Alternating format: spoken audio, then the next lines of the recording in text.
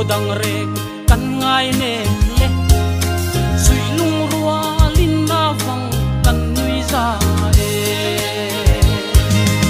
un zi sial hok tan o kan thei to chua zelang sui lung rua lin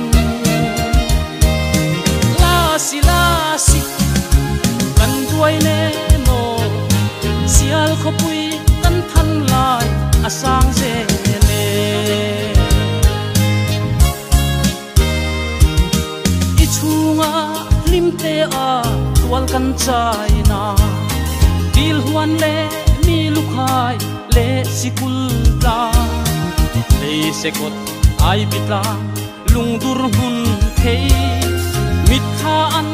acham reng ngil kan phal lo un zi sial hok tan o kan thei to chua zelang sui lung rua lin la si kan duai ne mo sial khopui kan than lai asang ze le tu na zong sial khopui rai choi le te ai zol le lang rang aleng zong te sui lung rua in thei lai kan vor za e por turne khel muala kan lam sia we un zi sial hok tan o kan thei to chua zelang sui lung rua lin la si kan duai ne mo sial khopui kan than lai asang ze le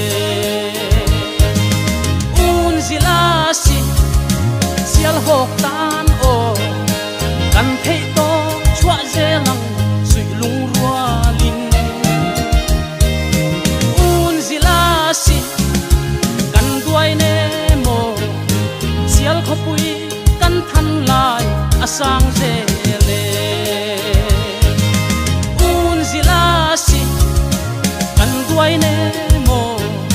sial khopui kan than lai asang ze le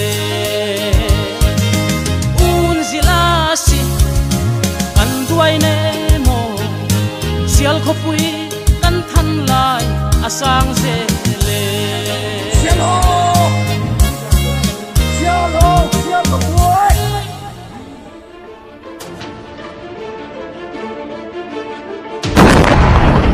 Let's go.